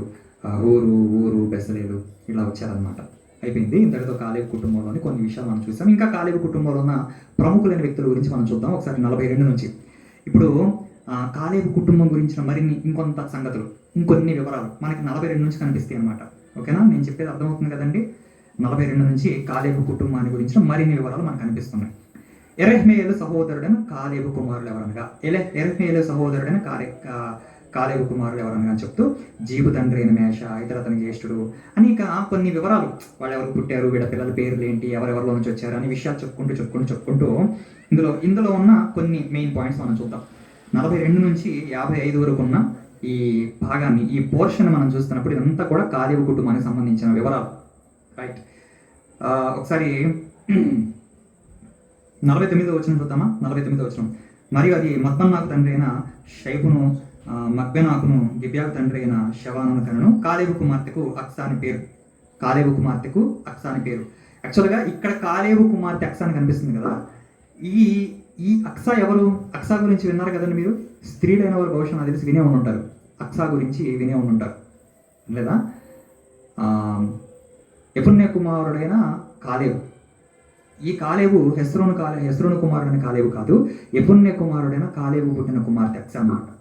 ఆ హెస్రోను కుమారుడైన కాలేబు పుట్టిన అక్సా కాదు. ఈ అక్సా వేరు. ఈ అక్సా యెఫున్నె కుమారుడైన కాలేబు పుట్టినటువంటి కుమార్తె అక్సా. ఈయన ఒక విషయం చెప్తాడు. ఒక ప్రాంతాన్ని జయిస్తే నా కుమార్తెనిచ్చి వివాహం చేస్తానంటాడు కాలేబు. పిలుపునిస్తాడు. అప్పుడు ఆ కాలేబు పిలుపుని అందుకొని తన సహోదరుడు కనజు అని తన సహోదరుడి కుమారుడు ఒత్తినియేలు వచ్చి ఆ పట్టణాన్ని జయించి తన కుమార్తెను వివాహం చేసుకుంటాడు అనమాట. ఇశ్రాయేలులకు మొట్టమొదటి న్యాయాధిపతి ఎవరు అని అంటే ఒత్తినియేలు. ఓకేనా? ఆ ఒత్తినియేలుకి భార్యగా ఉన్నదే ఈ అక్సా. ఓకే, కన్ఫ్యూజ్ అవ్వద్దు. అంటే క్రమంగా వచ్చింది కాబట్టి బహుశా ఈ కాలేబు ఆ కాలేబు ఒకటేనేమో, లేకపోతే ఆ కాలేబు కుమార్తె ఈ కాలేబు కుమార్తె ఒకరేనేమో అనే కన్ఫ్యూజ్ అవ్వాల్సిన అవసరం లేదు. కాలేబు అని కనిపించిన వెంటనే ఏ కాలేబు అనేది మనకి రావాలి మైండ్లో. ఓకేనా? ఏ కాలేబు గురించి చెబుతుంది ఈ వచనం, ఈ వాక్యం అంటే యెఫున్నె కుమారుడైన కాలేబు గురించి చెప్తుంది ఈ వచనం. మరి ఈ యెఫున్నె కుమారుడైన కాలేబు గురించి ఇక్కడ ఎందుకు ఉందనంటే ఆ యూదా గోత్రం నుంచి వచ్చేవాడు. ఆ యూదా గోత్రంలో నుంచే వచ్చాడు ఆ కాలేబు కూడా. యూదా గోత్రంలో కాలేబులు చాలా మంది ఉన్నారు. ఓకేనా? రైట్. తర్వాత 50వ వచనం. ఎఫ్రాతాకు జ్యేష్ఠుడిగా పుట్టిన హూరు. చదువుకున్నాం కదా ఇందాక. కాలేబు అజూబా చచ్చిపోయిన తర్వాత ఎఫ్రాతాను వివాహం చేస్తున్నాడు కదా. ఆ ఎఫ్రాతాకు జ్యేష్ఠుడిగా పుట్టిన హూరు కుమారుడైన కాలేబు కుమారుడు ఎవరని అని చెప్తూ కిరియత్యారీము తండ్రి అయిన శోబాలు. ఈ హూరు కుమారుడైన కాలేబు. మరలా ఈ హూరు కుమారుడికి కాలేబు అనేవాడు పుట్టాడు. బహుశా తండ్రి పేరు పెట్టుకున్నాడేమో, ఏదో ఇష్టపడి, తెలీదు. మొత్తం మీద ఇతనికి కూడా కొంతమంది కుమారులు పుట్టారు. కిరియత్యారీము తండ్రి అయిన శోబాలు, బెత్లెహేము తండ్రి అయిన సెల్మాయు, బేత్గాదెరు తండ్రి అయిన హారేపు అన్నది చూడండి. ఇక్కడ ఒక పాయింట్ ఉంది. 50 వచనంలోని 51వ వచనం పాయింట్ ఏంటంటే 3 ప్రాంతాలు కనిపిస్తున్నాయి. ఒకటి బెత్లెహేము, ఒకటి కిరియత్యారీము, 2 బెత్లెహేము, 3 బేత్గాదెరు. ఈ 3 ప్రాంతాలకి మూల పురుషులు. ఈ 3 గ్రామాలకి లేదా ఈ 3 పట్టణాలకి, ఈ ప్రదేశాలకి మూల కారకులు ఎవరు అని అంటే శోబాలు, సెల్మా, హారేపు, వీళ్ళనమాట. ఇప్పుడు ఈ కిరియత్యారీము అనగానే మనకి ఏం గుర్తుకు రావాలంటే, కిరియత్యారీం అనే ప్రాంతంలోనే మందసం చాలా ఏళ్ల పాటు ఉంది. చాలా సంవత్సరాల పాటు కిరియత్యారీం అనే ప్రదేశంలో ఉంది. చాలా సంవత్సరాల పాటు ఆ ప్రాంతంలో, ఆ గ్రామంలో, ఆ పట్టణంలో ఉంది. తర్వాత బెత్లెహేం అనగానే మనకేం గుర్తుకు రావాలి? యేసుక్రీస్తు వారి జననం గుర్తుకు రావాలి. ఓకేనా? తర్వాత బేత్కాదేలి గురించి పెద్దగా ఏమి లేదు. రైట్. ఇప్పుడు ఇదే అధ్యాయంలోని ఒకసారి 55 చూద్దాం. 55 వచ్చిన చివరి వచ్చిన వచ్చేసేయండి. అంటే ఇందులో ప్రముఖులైన వారి గురించి మాత్రం మీతో పంచుకుంటున్నాను. ఓకేనా? మెయిన్ క్యారెక్టర్స్ గురించి మాత్రం మీతో పంచుకుంటున్నాను. మిగిలిన వారిని పక్కన పెట్టేస్తున్నాను. 55 ఎబ్బేజులో కాపురం ఉన్న లేఖికుల వంశములైన తిరాతీయులు, షిమ్యాతీయులు, సూకోతీయులు అని కనిపిస్తుంది. అంటే ఎబ్బేజు అనగానే ఎవరైనా గుర్తొస్తున్నారు మీకు? ఎబ్బేజు వెరీ గుడ్, గొప్ప ప్రార్థన పరుడు. ఎబ్బేజు చేసిన ప్రార్థన చాలా ఉన్నతమైనది, చాలా గొప్పది. వేదన పడి తన కంటినని అతని తల్లి అతని గురించి సాక్ష్యం ఇచ్చిన అతని పుట్టుకను గురించి. సో ఎబ్బేజు ప్రార్థన పరుడు. ఆ ఎబ్బేజు పేరు మీద ఒక ప్రాంతం ఉంది, ఒక పట్టణం ఉంది. ఆ పట్టణంలో, ఆ ప్రాంతంలో, ఆ ఎబ్బేజు అనే ప్రాంతం ఎక్కడో లేదు, యోధా గోత్ర స్వాస్థ్యంలోనే ఉంది, యోధా భూభాగంలోనే ఉంది. యోధా భూభాగంలో ఎవరు ఉంటారు? యూదులే ఉంటారు, అంతే కదా? యోధా భూభాగంలో యూదులే ఉంటారు, యూదులే ఉండాలి. యోధా భూభాగంలో షిమ్యోనీలు ఉండకూడదు, షిమ్యోనీల భూభాగంలో లేవీలు ఉండకూడదు, యోధా భూభాగంలో యూదులు మాత్రమే ఉండాలి.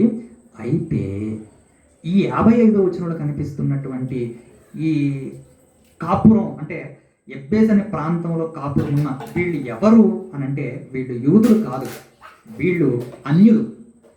వీళ్ళు ఎవరు? అన్యులు. నిజంగా ఈ వచనం మీద గంట ప్రసంగం చేయొచ్చండి. గంట కాదు, 2 గంటలు చేయొచ్చు ప్రసంగం. చాలా అద్భుతమైనటువంటి వచనం అన్నమాట ఇది. సో మీరు చాలా జాగ్రత్తగా అర్థం చేసుకునే ప్రయత్నం చేయండి. చాలా అద్భుతమైనటువంటి మాట, చాలా అద్భుతమైనటువంటి వచనం అంత ఉంది ఇందులో. ఎబ్బేజులో కాపురం ఉన్న లేఖికుల వంశములైన తిరాతీయులు, షిమ్యాతీయులు, సుకోతీయులు, వీరు రేకాబు ఇంటి వారికి తండ్రి అయిన హమాతు వలన పుట్టిన కేనీయుల సంబంధులు. అంతా ఈ పదంలోనే ఉంది. కేనీయుల సంబంధులు అనే పదంలోనే దాగుంది ఇదంతా, ఈ వచనం. మీలో కొంతమంది వదిలిపెట్టేస్తారేమో, లోకేష్ గారు మొత్తం పరిశీలన చేస్తారు ఖచ్చితంగా ఇప్పుడు ఈ విన్న మాటను బట్టి. ఆయన పర్సనల్ స్టడీ చేస్తాడు. చెప్పాను కదా, ఈ వచనం మీద గంట 2 గంటల ప్రసంగించింది. నాకు తెలిసి చెప్పను ఇప్పుడు, తర్వాత ఈసారి మాట్లాడతాను దీని గురించి. చాలా వండర్ఫుల్గా ఉంటుందండి ఆ మాట వెనక ఎంత భావం ఉందో. దీని విషయంలో ఒక చోట నేను కృతజ్ఞత కూడికలో చెప్పాను ఈ మాట. ఈ 55 వచనం మీద కృతజ్ఞత కూడిక అప్పుడు బహిరంగంగా పెట్టారు గుంటూరులో, చాలా గ్రాండ్గా చేశారనమాట. అప్పుడు ఈ వచనం తీసుకొని చెప్పాను. వాళ్ళకి కొంచెం ఎక్కువసేపు చెప్పిన వాక్యం ఇంట్రెస్ట్గానే వింటారు, అందుకే వాళ్ళు ఎక్కువసేపు వింటారు కాబట్టి వాళ్ళకి ఆ వాక్యం తీసుకొని చెప్పాను అనమాట. రైట్. కేనీయుల సంబంధులు అనేది మనం చూస్తున్నాం. కేనీయులు ఎవరనంటే యూదులు కాదు, వాళ్ళు అన్యులు అనే విషయాన్ని గుర్తుపెట్టుకోవాలి. మరి అన్యులైన కేనీయులు యూదులతో పాటు కలిసి ఉండటం ఏంటి, యూదుల మధ్య నివసించడం ఏంటి అంటే, దేవుడే వారిని ఆశీర్వదించాడు, దేవుడే వారిని ఉంచే అవకాశం ఇచ్చాడు, దేవుడు వారికి ఇచ్చాడు. దేవుడు అన్యులకి యోధా గోత్ర స్వాస్థ్య భూభాగంలో ఉండే అవకాశాన్ని ఆ వీలు కల్పించాడు అనమాట దేవుడు.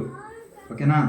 సో ఇదంతా కూడా హెస్రోనులోని కాలేబు కుటుంబాన్ని చూస్తున్నాం మనం. కాలేబు కుటుంబంలోని పరిస్థితులు, కాలేబు కాలేబు యొక్క వంశాన్ని మనం చూస్తున్నాం. రైట్. ప్రముఖులను మాత్రం మనం చూసాం. ఓకే, ఇప్పుడు ఎరహ్మేయేలు గురించి మనం చూద్దాం. ఎరహ్మేయేలు ఎవరు? ఎరహ్మేయేలు ఎవరు ఇంతకీ? ఎరహ్మేయేలు ఎవరు? హెస్రోను కుమారుడు, హెస్రోనికి జ్యేష్ఠ కుమారుడు ఎరహ్మేయేలు. ఒకసారి 25 వచనం చూద్దాం. దినవృత్తాంతముల మొదటి గ్రంథం 2వ అధ్యాయం 25 నుంచి. హెస్రోను జ్యేష్ఠ కుమారుడైన ఎరహ్మేయేలు కుమారుడు ఎవరనగా, వినండమ్మా. హెస్రోను జ్యేష్ఠ కుమారుడైన ఎరహ్మేయేలు కుమారుడు ఎవరనగా, అంటే హెస్రోనికి జ్యేష్ఠ కుమారుడు ఎవరు? ఎరహ్మేయేలు. హెస్రోనికి జ్యేష్ఠ కుమారుడు ఎవరు? ఎరహ్మేయేలు. హెస్రోనికి ఎంతమంది పిల్లలు? ఎరహ్మేయేలు, రాము, కెలూబై అన్న, కాలేబు అన్న ఒకరే. రామును కాస్త పక్కన పెట్టేసేయండి, ఓకేనా?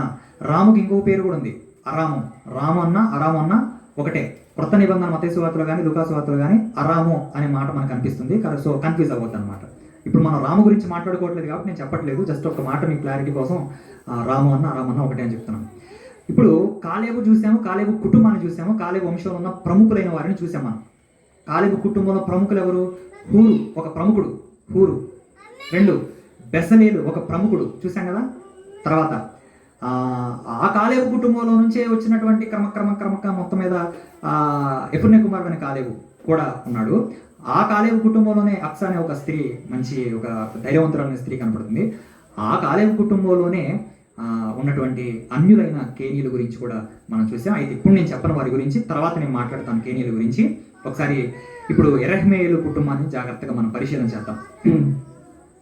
25వ వచనం. హెస్రోను జ్యేష్ఠ కుమారుడైన యెరహ్మెయేలు కుమారులు ఎవరనగా జ్యేష్ఠుడు రాము, బూనా, ఓరేను, ఓజేము, అహియా, అటారా అని ఇంకొక భార్య యెరహ్మెయేలుకు ఉండెను. ఈయన మరొక వివాహం కూడా చేసుకున్నాడు. ఈయనకి మొత్తం మీద 2 భార్యలు ఉన్నట్టుగా కనిపిస్తుంది. ఓకేనా?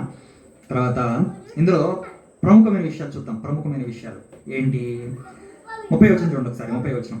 నాదాబు కుమారుడు సెలేదు, అప్పయ్యము. సెలేదు సంతానం లేకుండా చనిపోయాడు. తర్వాత 32వ వచనం. షమ్మై సహోదరుడైన యాదా కుమారుడు ఎతేరు యోనాతాను. ఎతేరు సంతానం లేకుండా చనిపోయాడు. కామన్గా 30వ వచనంలో అలాగే 32వ వచనంలో కనిపించే విషయాలు, 1 సెలేదు, 2 ఎతేరు. ఈ సెలేదు సంతానం లేకుండా చచ్చిపోయాడు, ఎతేరు సంతానం లేకుండానే చచ్చిపోయాడు అనమాట. అంటే పిల్లలు లేకుండానే చనిపోయాడు. బాధాకరం. అతని వంశం కదా ఆగిపోయింది. తర్వాత ఇదొకటి. యెరహ్మెయేలుకి 2 భార్యలు. 2వ పాయింట్ ఏంటంటే సెలేదు మరి ఎతేరు సంతానం లేకుండా చనిపోయారు. 3వ విషయం ఏంటంటే 3వ విషయం చెప్తాను ఇప్పుడు బాగానే. 31వ వచనం చూడండి. 31వ వచనం. అప్పయ్యము కుమారులో ఈషి అని ఒకడు ఉండెను. ఈషి కుమారులో శేషాను అని ఒకడు ఉండేది. శేషాను పేరు గుర్తుపెట్టుకోండి. ఏం పేరు? శేషాను పేరు గుర్తుపెట్టుకోండి. శేషాను అని ఒకడు ఉండెను. శేషాను కుమారులో అహలై అని ఒకడు ఉండెను. శేషాను కుమారులో అహలై అని ఒకడు ఉండెను. శేషాను కుమారులో అహలై అని ఒకడు ఉండెను.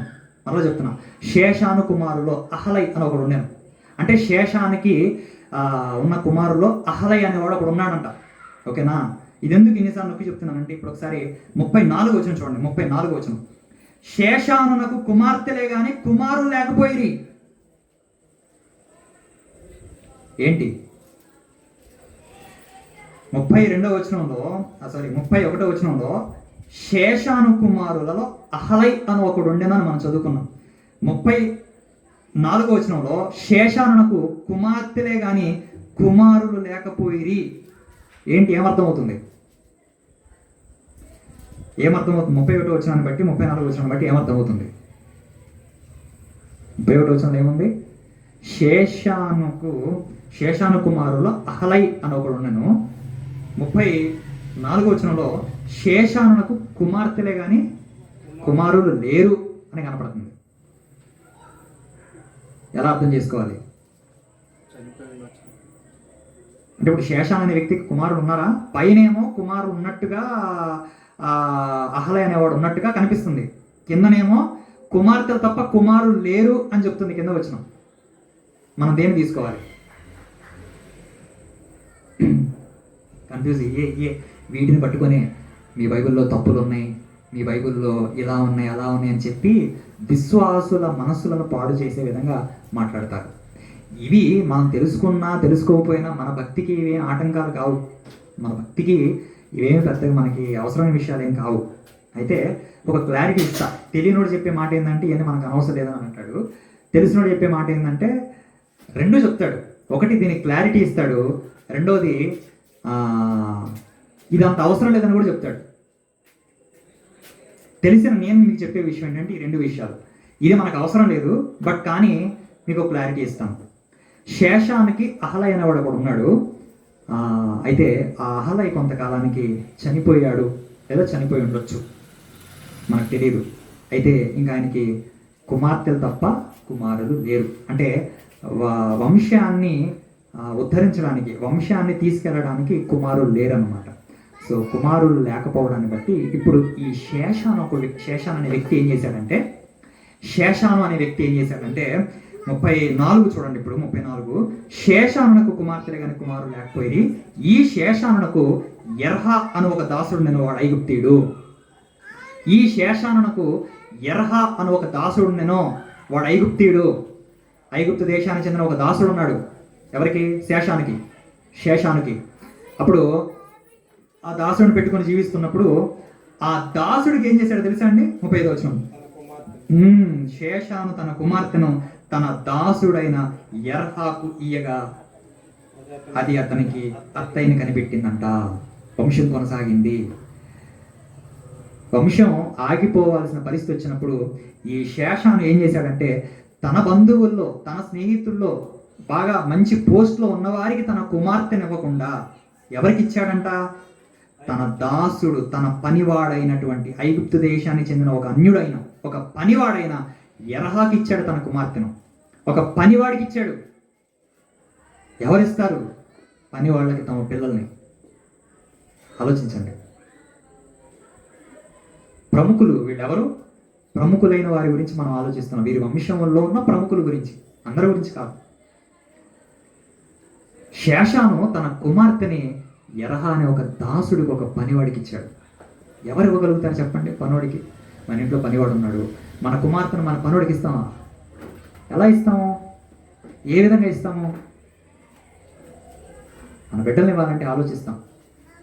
రాజవంశానికి, రాజ కుటుంబానికి చెందినటువంటి ఈ యోధా గోత్రంలోని ఈ గొప్ప ఆశ్చర్యకరమైన సంఘటన ఈరోజు మనందరికీ ఒక గొప్ప కనువిప్పు కలిగించాలి.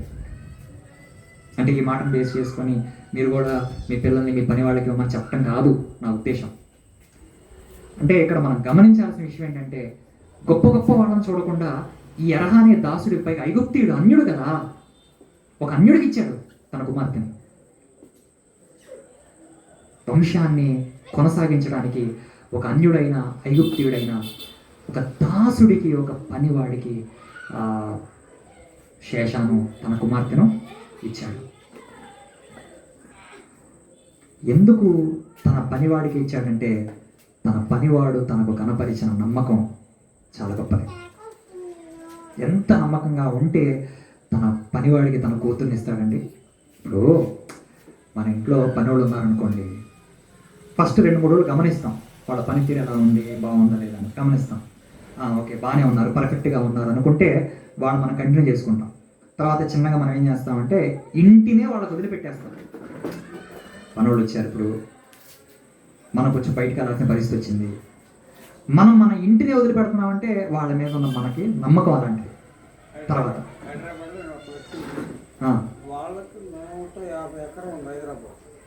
హైదరాబాద్ పట్నం వల్ల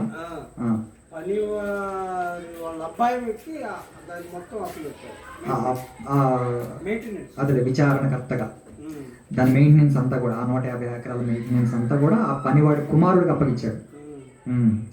ఎవరిస్తారు? లోకంలో మనం చూడట్లేదా? మీకు విషయం చెప్తాడు, బల్బి దిగింది.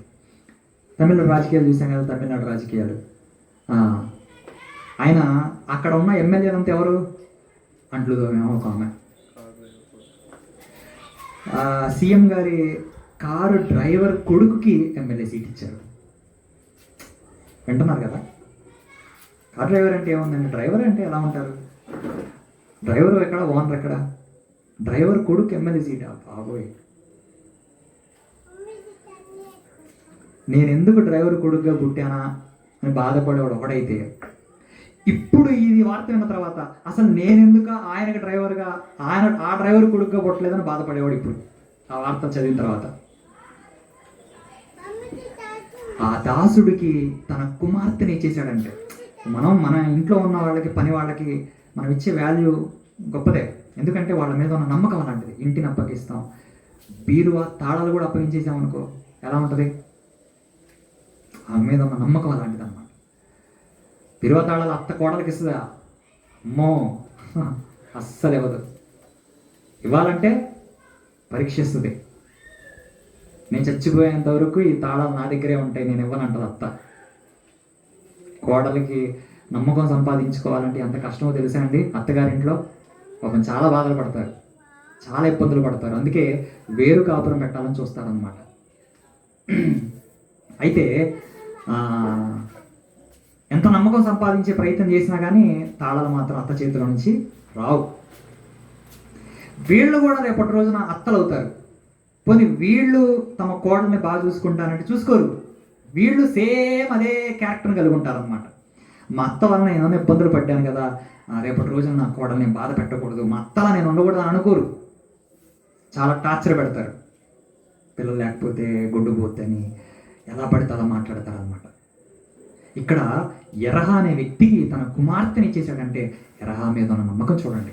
ఒక ఐగుప్తీయుడైన అన్యుడికి ఇవ్వటం అంటే ఇశ్రాయేలులకి చిన్న విషయం కాదండి. మనం చూసి చూడనట్టు ఉంటామేమో, యూదులు అలా చూడరు. యూదులు అన్యులతో వియ్యమందకూడదని ఆజ్ఞ బైబిల్లో ఉంది. అందుకే నేను ఇంత వివరంగా మీకు చెప్తున్న ఎక్స్ప్లెనేషన్ ఇవ్వాల్సిన పరిస్థితి ఎందుకు వచ్చిందంటే, యూదులకు లేదా ఇశ్రాయేల్ ప్రజలకు ఉన్న ఆజ్ఞ ఏంటంటే అన్యులతో మీరు వియ్యమందకూడదు, అన్యులతో మీరు పొత్తు పెట్టుకోకూడదు, వాళ్ళతో మీరు సహవాసం చేయకూడదు, వారితో కలిసి మీరు భోజనం చేయకూడదు, వారిని మీ దగ్గరికి రానివ్వకూడదు, రెండు మీరు వారి దగ్గరికి వెళ్ళకూడదు, అసలు వాళ్ళ పిల్లల్ని మీరు చేసుకోకూడదు, మీ పిల్లల్ని వాళ్ళకి ఇవ్వకూడదు అని దేవుడు చాలా స్ట్రిక్ట్ రూల్ అనేది పాస్ చేశాడనమాట. జీవో, గవర్నమెంట్ ఆర్డర్ కాదు, అది గాడ్స్ ఆర్డర్. దేవుడు పాస్ చేశాడు. పాస్ చేసిన తర్వాత దానికి అందరూ కట్టుబడి ఉండాలి.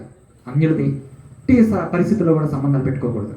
కానీ యూదా గోత్రానికి చెందినటువంటి ఈ శేష అనే వ్యక్తి గొప్ప గొప్పవాడికి ఇవ్వచ్చుగా, కానీ తన పనివాడికి ఇచ్చాడంటే తన పనివాడు సంపాదించుకున్న నమ్మకం అలాంటిది. పనివాడు నమ్మకంగా ఉంటే దేవుడు అని ఇచ్చేస్తాడు. మనం ఆయన పనివారిగా ఉంటున్నాం, అంటే సేవకులుగా మేము ఉంటున్నాం. లోకేష్ గారు కావచ్చు, బాబు గారు కావచ్చు, మేము కావచ్చు, ఆయన సేవకులుగా ఉంటున్నప్పుడు నమ్మకమైన పనివారుగా ఉంటే దేవుడు మనల్ని హెచ్చిస్తాడు. దేవుడు మనల్ని ఉన్నతమైన స్థానంలో నిలబెడతాడు. గొప్ప గొప్ప వాటి మీద మనల్ని నియమిస్తాడు. అదే కదా, ఊరికి వెళ్తున్నప్పుడు తన తలాంతులు అప్పగించిపోయాడంట. అప్పుడు 5కి 5 చేసిన వాడిని, 2కి 2 చేసిన వాడిని ఎలా నియమించారు? వేటి మీద నియమించారు? నువ్వు గొప్ప వాటి మీద నియమించబడు అని చెప్పేసి గొప్ప గొప్ప వాటి మీద నియమించి ఉంచాడు. 5కి 5 సంపాదించినవాడిని, 2కి 2 సంపాదించినవాడిని, 1కి 1 కూడా సంపాదించినవాడిని ఏం చేశాడు? వాడిని శిక్షలో వేసేయండి అని చెప్పేసి అన్నాడు. వాడిని శిక్షించండి అన్నాడు. మనం నమ్మకంగా ఉంటే దేవుడు మనల్ని ఆశీర్వదిస్తాడు, దేవుడు మనల్ని దీవిస్తాడు. ఎరహాకి దేవుడు ఎంత గొప్ప పోస్ట్, ఎంత గొప్ప స్థానం ఇచ్చాడు. తన ప్రజలైన వారితో 1000 మంది అవకాశాన్ని ఎరహాకి ఇచ్చాడు. దాసుడు అంటే సరిపోయేది కదా, వాడి పేరు కూడా ప్రస్తావించాడంటే ఎంత గొప్ప విషయం చూడండి. ఈరోజు మనం నమ్మకంగా ఉంటున్నామా? అన్యులు నమ్మకంగా ఉంటున్నారండి, అన్యులు బాగుంటున్నారండి. మనకంటే కూడా అన్యులే చాలా బెటర్గా ఉంటున్నారు. వాళ్ళకంటే బెటర్గా ఉండాలని దేవుడు మనల్ని ఆహ్వానిస్తే మనకంటే వాళ్ళు బెటర్గా ఉంటున్నారు ఏంటండి? ఇతర మతాలలో నుంచి, ఇతర కులాల్లో నుంచి వచ్చిన వారు చూడండి స్ట్రాంగ్గా నిలబడతారు దేవుళ్ళు, కానీ మనలో నుంచి వచ్చిన వాళ్ళు మాత్రం స్ట్రాంగ్గా నిలబడరు. చాలా తప్పు. సో దేవుడు ఈ కుటుంబంలో, ఈ వంశంలో మనం నేర్పిస్తున్న గొప్ప పాఠం, ఆత్మీయమైన పాఠం ఏంటంటే, శేషాను తన కుమార్తెను ఎరహాకి ఇచ్చాడంటే ఒక పనివాడికి ఇచ్చాడు. ప్లస్ ఆ పనివాడు ఏమన్నా యూదుల ఇశ్రాయేలుడు అంటే కాదు, ఒక అన్యుడు, ఐగుప్తు దేశానికి చెందినవాడు. ఐగుప్తీయుడు అంటే వాళ్ళు ఎంత టార్చర్ పెట్టారండి ఇశ్రాయేలుని, వీళ్ళు అంతే టార్చర్ పెట్టాలి. కానీ అతను అలా చేయలేదు. శేషాను తన కుమార్తెను ఇచ్చాడు. వంశం కొనసాగాలి. వంశం కొనసాగటానికి ఎరహా అనే పనివాడికి తన కుమార్తెనిచ్చాడు. వెరీ గుడ్, అంతవరకు బాగానే ఉంది. అయితే వీళ్ళకి పిల్లలు పుట్టారంట. 36 అది అతనికి అత్తయ్యని కనిపెట్టింది. 36 వచనం, అత్తయ్య నాతానును కనను, నాతాను జాబాదును కనను, జాబాదు ఎప్లాలను కనని. ఇక ఎవరెవరు అన్నారు విషయాలు అంతే చెప్పుకుంటూ వచ్చాము 41 వచనం వరకు. ఇక్కడ ఒక పేరు గుర్తుపెట్టుకోండి, జాబాదు. ఇది చెప్పుకొని ముగించేసుకుందాం, ఓకేనా? అమ్మయ్యా, రిలాక్స్ అయిపోండి. ఇంకా జాబాదు పేరు గుర్తుందా? జాబాదు గుర్తుపెట్టుకోండి. జాబాదు ఎవరిలో నుంచి వచ్చాడు? నాతాన్లో నుంచి, నాతాన్ అత్తయ్యలో నుంచి, అత్తయ్య ఎరహాలో నుంచి వచ్చాడు, ఓకేనా? శేషాను సంతానంలో నుంచి జాబాదు అనేవాడు వచ్చాడు. జాబాదు తండ్రి పేరు ఏముంది ఇక్కడ? నాతాను అని ఉంది కదా. ఈ జాబాదు దావీదు గారి సైన్యంలో ఒక పరాక్రమశాలిగా ఉన్నాడనమాట. పరాక్రమశాలిగా దావీదు గారి సైన్యంలో ఉన్నాడు. ఒక దాసుని సంతానంలో నుంచి వచ్చినవాడు, ఒక పనివాడి సంతానంలో నుంచి వచ్చినవాడు, ఒక అన్యుడి సంతానం నుంచి వచ్చినవాడు రాజుగారికి సైనికుడుగా, పరాక్రమశాలిగా నిలబడ్డాడు. యుద్ధ వీరుడుగా దేవుడు నిలబెట్టే అవకాశాన్ని ఇచ్చాడు జాబాదుకి. ఒకసారి మాట చూద్దాం. జాబాదు తండ్రి పేరు ఏముంది ఇక్కడ? నాతాన్ ఉంది కదా. 11వ అధ్యాయం చూద్దాం. దినవృత్తాంతము మొదటి గ్రంథం 11వ అధ్యాయము 26 చూద్దాం. దినవృత్తాంతముల మొదటి గ్రంథం 11వ అధ్యాయము 26లో, మరియు సైన్యములకు చేరిన వేరు పరాక్రమశాలుడు ఎవరనగా అని లిస్టు చెప్తూ 30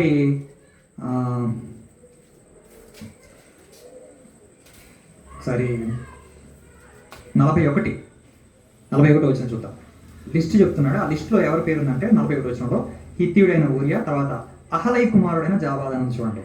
ఏముంది? అహలై కుమారుడైన జాబాదు ఎవరు? ఇందాక అక్కడ చదువుకున్నాం కదా 2వ అధ్యాయంలో. జాబాదు ఎవరికి పుట్టాడో ఉంది? నాతానుకు పుట్టాడో ఉంది. కానీ ఇక్కడ ఏముంది? అహలై కుమారుడు అని ఉంది. ఇప్పుడు అహలై కుమారుడా నాతాను కుమారుడా జాబాదు? కన్ఫ్యూజింగ్గా ఉంది కదా. అసలు యాక్చువల్గా వంశావళులు అంటేనే కన్ఫ్యూజింగ్ అండి. అందుకే పౌలు గారు ఏమన్నాడంటే తిమోతి గారి పత్రిక రాస్తూ వంశావళుల జోలికి వెళ్ళొద్దని చెప్పాడు. అది నాకే అర్థం కావట్లేదు, కన్ఫ్యూజింగ్గా ఉంది ఆయన, నువ్వు వాటితో పెట్టుకోవద్దు, వంశావళులకు సంబంధించిన డిబేట్ జరిగితే మాత్రం అక్కడ నుంచి పక్కకి వెళ్ళిపో అన్నాడు. ఎందుకు? అవి మనకు అవసరం లేదు, అనవసరమైన విషయాలు. కాకపోతే మనం యూదా గోత్రాల గురించి పరిశీలిస్తున్నాం కాబట్టి అందులోని ముఖ్యమైన వ్యక్తుల గురించి మాత్రమే మనం అధ్యయనం చేస్తున్నాం, అంతే. అందరి గురించి కాదు, ముఖ్యమైన పర్సన్స్ మాత్రమే మనం తీసుకొని మన విశ్వాస జీవితానికి అవసరమైన విషయాలు వాళ్ళ ద్వారాగా మనం నేర్చుకుంటున్నాం. వాళ్ళ ద్వారా దేవుడు మనం నేర్పించే విషయాలు అయితే మనం తెలుసుకుంటున్నాం, తద్వారా మన ఆత్మీయ జీవితాన్ని బలపరుచుకోవడానికి. ఇక్కడ అహలై కుమారుడైన జాబాదు అని ఉంది 11వ అధ్యాయంలో 41 వచనంలో. ఇక్కడ 2వ అధ్యాయం 37 వచనంలో ఏముంది? 36లో ఏముంది? నాతాను కుమారుడైన జాబాదు ఉంది. అయితే ఈ అహలై పేరు ఇందాక నేను చదివాను, మీకు గుర్తుందో లేదో. శేషాను కుమారుల్లో అహలై అని ఒకడు నేను చెప్పాను కదా, అహలై. సో ఆ అహలైలో నుంచి వచ్చిన జాబాద అంటే మరి దీనికి ఇచ్చే వివరణ, నేను వ్యాఖ్యానంలో చూసినటువంటి వివరణ ఏంటంటే, బైబిల్లో వ్యాఖ్యానంలో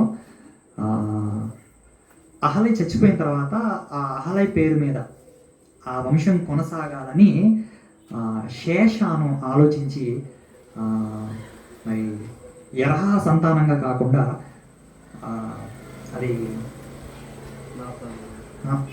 ఎరహా సంతానంగా కాకుండా అహలై సంతానంగా ఉండాలనేది శేషాను యొక్క ఆలోచన. ఎందుకంటే ఎరహా ఎంతైనా కానీ ఐగుప్తుడు కదా, అన్యుడు కదా. సో అన్యుడైనటువంటి ఆ ఐగుప్తుడిలో నుంచి కాకుండా మరి తన కుమారుడైన అహలైలో నుంచి వచ్చే విధంగా ఈ సంతానం ఉండాలని, అహలైకి సహోదరి అయినా కూడా, సహోదరి సంతానం అయినప్పటికీ కూడా అహలై సంతానంగా ఉండాలనేది ఈ శేషాను ఆలోచించినటువంటి విషయం. అందుకే ఇతన్ని మరి నాతాను కుమారుడుగా కాకుండా, మరి ఎరహ కుమారుడుగా కాకుండా అహలై కుమారుడుగా పిలవడం అనేది జరిగింది. అయితే దీనికి పూర్తి క్లారిటీ అనేది లేదు. కాకపోతే మీరు బైబిల్ చదువుతున్నప్పుడు కన్ఫ్యూజ్ అవ్వకుండా ఉండడం కోసం మీకు ముందుగానే నేను ఇస్తున్నటువంటి ముందస్తు సమాచారం. ప్రభునందు ప్రియులారా, హెస్రోను కుటుంబంలోని యెరెహ్మెయేలు, తర్వాత కాలేబు. ఈ కాలేబులో నుంచి వచ్చిన వారిని, యెరెహ్మెయేలులో నుంచి వచ్చిన వారిని మనం పరిశీలిస్తున్నప్పుడు అందులో ప్రముఖులైన వారు ఎవరైతే ఉన్నారో, కాలేబులో ఉన్నటువంటి హూరు కావచ్చు, బెసలేలు కావచ్చు, తర్వాత వారితో పాటు కలిసి నివసిస్తున్నటువంటి అన్యులైన కేనీలు కావచ్చు, ఆ తర్వాత యెరెహ్మెయేలులో ఉన్నటువంటి మరి కొన్ని విషయాలు. అందులో ముఖ్యంగా ఆ యెరెహ్మెయేలు కుటుంబంలోని శేషాను అనేవాడు తన కుమార్తెను పనివాడికి ఇవ్వటం అనేది ఏదైతే ఉందో, నిజంగా ఇవన్నీ కూడా చాలా చాలా గొప్ప విషయాలు. ఇవన్నీ యోధా గోత్రంలో చోటు చేసుకున్నటువంటి గొప్ప సంఘటన. మిగిలిన వాళ్ళ గురించి మనం ఎంతసేపు మాట్లాడుకోవాల్సిన అవసరం లేదండి. యోధా గోత్రం అనేది ఒక సువిశాలమైన గోత్రం. దేవుడు ఈ గోత్రానికి చాలా ప్రత్యేకతనిచ్చాడు. ఇది అవసరం లేదు అని మనం అనుకోవటానికి వీల్లేదు. ఇది అవసరం కాబట్టి దేవుడు రాయించాడు. అవసరం కాకపోతే దేవుడు ఎందుకు రాయిస్తాడు? అనవసరమైన విషయాలు రాసేవాడు కాదు ఆయన. మనం కొంతమంది గురించి మాట్లాడేటప్పుడు ఇలాంటి వాడు పుట్టకపోతే బాగుండు అనుకుంటాం, అంతే కదా. అలాంటి వాడు పుట్టకపోతే బాగుండి దేవుడు తెలీదా అండి? ఇలాంటి వాడు పుట్టకపోతే బాగుందనే మాట దేవుడికి తెలియదా? ఎందుకు పుట్టిస్తాడు? అనవసరమైన వారిని, పనికి మాలిన వాడిని పుట్టించేవాడు కాడు ఆయన. అనవసరమైన వారిని పుట్టించాడంటే ఆయన అనవసరమైన వాడు అయిపోతాడు. పనికి మాలిన వాళ్ళని పుట్టించాడంటే ఆయన అనకూడదు, అన్నది అనకూడదు. సో మనం దేవుణ్ణి ప్రశ్నించే స్థాయిలో, దేవుణ్ణి అనే స్థాయిలో మనం ఉండకూడదు. ఇవన్నీ నిజంగా మనకు అర్థం కావట్లేదు, కానీ కన్ఫ్యూజింగ్గా ఉంది. కానీ నిజంగా ఈ దినవృత్తాంతముల గ్రంథంలో ఉన్నటువంటి ఈ వంశావళులు ఏవైతే ఉన్నాయో వీటన్నిటిని కూడా కొంచెం ఓపికగా అర్థం చేసుకొని ప్రయత్నం చేస్తే చిక్కుమళ్ళన్నీ విడిపోతాయి, చాలా బాగా అర్థమవుతాయి. దేవుడు మనకి ఎన్ని పాఠాలు నేర్పిస్తున్నాడు, వీళ్ళ జీవితాల ద్వారా దేవుడు మనకి ఎన్ని విషయాలు నేర్పిస్తున్నాడు. వీళ్ళనే దేవుడు ఆశీర్వదించినప్పుడు, వీరినే దేవుడు దీవించినప్పుడు మనం ఎందుకు దీవించడు అనే ఆలోచన మనకు రావాలి. దేవుడు అన్యులకి ఇచ్చినటువంటి అవకాశం అంతా ఇంత కాదు. ఇశ్రాయేలుతో పాటు అన్యులు కూడా దేవుడు ఆశీర్వదించాడు, అన్యులు కూడా దేవుడు దీవించాడు. మన అన్యుల గురించి మాట్లాడేటప్పుడు రూతు గురించి మాట్లాడతాం, రాహాబు గురించి మాట్లాడతాం, లేకపోతే ఇంకో ఎవరో గురించి మాట్లాడతాం. కానీ ఈ అన్యుడైన అర్హ గురించి ఎవరు మాట్లాడతారు చెప్పండి? దేవుడు ఇశ్రాయేలుకేనండి దేవుడు, ఆయన అన్యులకు దేవుడు కాదంటారు. మరి అర్హను దేవుడు తన యూదులతో కలిసి నివసించే అవకాశాన్ని ఇచ్చాడు. ఎంత గొప్ప భాగ్యం ఆలోచించండి. అన్యులు కూడా ఆయన చేర్చుకుంటాడు, అన్యులు కూడా ఆయన ఆహ్వానిస్తాడు. నీ ప్రవర్తన బాగుంటే, నువ్వు నీతిగా నడుచుకుంటే దేవుడు నిన్ను యాక్సెప్ట్ చేస్తాడు. నువ్వు ఎవరైనా సరే, నువ్వు ఇశ్రాయేలుడు కాదు కదా అని తోసేసేవాడు కాదు ఆయన, నువ్వు క్రైస్తవుడు కాదు కదా అని తోసేసే దేవుడు కాదు ఆయన. చివరికి ఒక్క మాట చూసుకొని ముగించుకున్న అపోస్తుల కార్యం 10వ అధ్యాయం. అపోస్తుల కార్యముల 10వ అధ్యాయం. పేతురు గారు మాట్లాడుతూ ఇచ్చినటువంటి గొప్ప సందేశం. 10వ అధ్యాయం అంతా చాలా అద్భుతంగా ఉంటుంది. 10వ అధ్యాయంలో 34, 35 వచనం చూద్దాం. అపోస్తుల కార్యముల 10వ అధ్యాయము 34 వచనం అండ్ అలాగే 35 వచనం చూద్దాం. ఏముంది? దేవుడు పక్షపాతి కాడు నిజముగా గ్రహించాను. దేవుడు అంటే అప్పటి వరకు ఏమనుకుంటున్నాడు? ఆయన పక్షపాతే అనుకుంటున్నాడు. కానీ ఆయన పక్షపాతి కాడని నిజంగా గ్రహించాడంట. ఎవరు? అపోస్తలుడైన పేతురు గారు. ఎప్పుడు గ్రహించాడు తెలుసా? కొర్నేలు సంఘటనను బట్టి పేతురు గారు గ్రహించాడండి. అప్పటి వరకు పేతురు గారి కళ్ళు కూడా మూసిపోయాయి. కానీ మూసుకుపోయిన పేతురు గారి కళ్ళు దేవుడు వెలిగించాడు, తెరిచాడు, మనోనేత్రాలు వెలిగించాడు.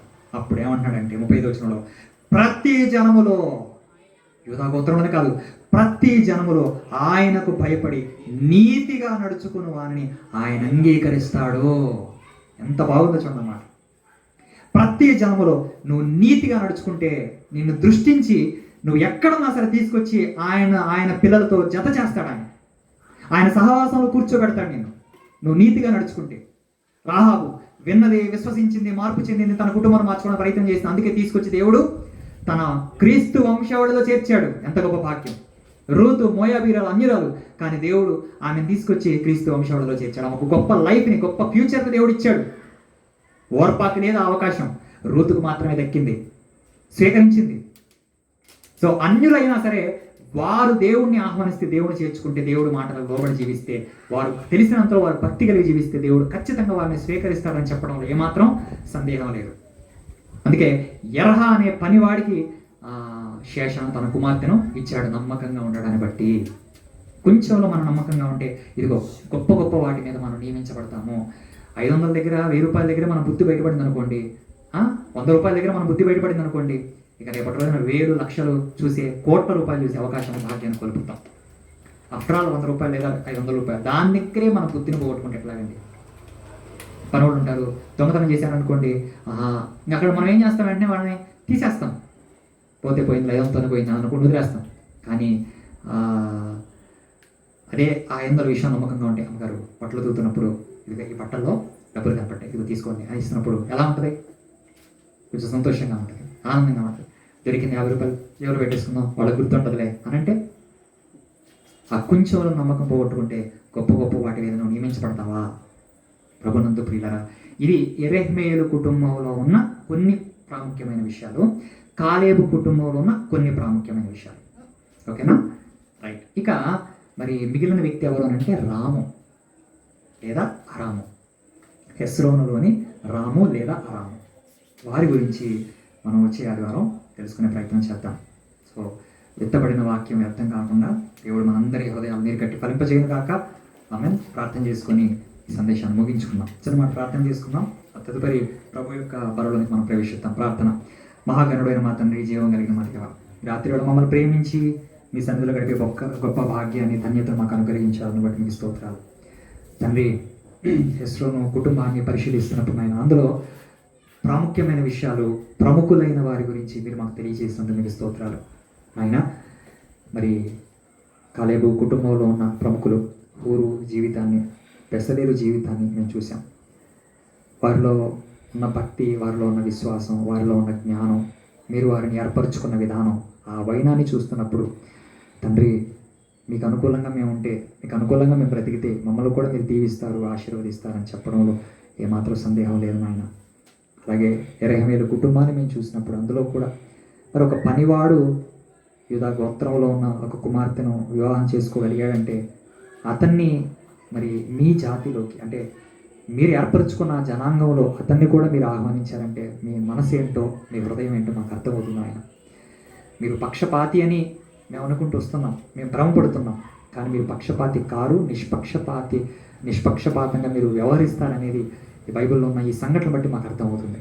తండ్రి, మీ ప్రేమను బట్టి, మీ కృపను బట్టి, మీ దయను బట్టి, మీ కనికరాన్ని బట్టి మిమ్మల్ని స్తుతిస్తూ, మీ నామాన్ని కనపరుస్తూ, ఈ రోజున మేము ఇస్రాయేలులం కాకపోయినా మేము అన్యులమైన మమ్మల్ని మీరు ప్రేమించి ఇక్కడ వరకు నాయన మీ సువార్తను మాకు వినిపించి మమ్మల్ని మీరు కూడా చేర్చుకున్నారు. ఎందుకు పనికిరాని, యోగ్యము కానిటువంటి మమ్మల్ని మీరు ఎన్నిక చేసుకొని మీ సంఘంలో సభ్యులుగా, మీ రాజ్యంలో పౌరులుగా మమ్మల్ని నిలబెట్టుకున్నారు. అందుని బట్టి మీకు స్తుతులు స్తోత్రములు చెల్లిస్తూ, మీ పనివారిగా మమ్మల్ని నియమించుకున్నందుకు మీకు కృతజ్ఞతలు చెల్లిస్తూ, అండి ఇంత గొప్ప స్థితికి కారణం మీ ప్రియకుమారుడు యేసుక్రీస్తు ప్రభువు చేసినటువంటి సమస్త మానవాళి కొరకైన బలియాగం. ఆ బలియాగం ద్వారా ఆయన మాకు ఇచ్చిన ఇంత గొప్ప ధన్యతను బట్టి, ధన్యకరమైన స్థితిని బట్టి మిమ్మల్ని స్తుతిస్తూ, మరి ఆ బలియాగాన్ని జ్ఞాపకం చేసుకోవడానికి ప్రభు యొక్క మరణాన్ని, ప్రభు యొక్క శరీరానికి, రక్తానికి సాదృశ్యమైన రొట్టె ద్రాక్షారసాల ప్రవేశించబోతుంటే మాకు సహాయం చేయమని వేడుకుంటూ, మిగిలిన కార్యక్రమం అంతట్లో తోడుగా ఉండి మీరు మహిమ పొందుకోమని క్రీస్తు యేసు వారి పరిశుద్ధమైన నామం పేరుకి ప్రార్థనలకు సమర్పించి వేడుకుంటున్నాం తండ్రి. ఆమేన్. అందరికీ వందనాలు.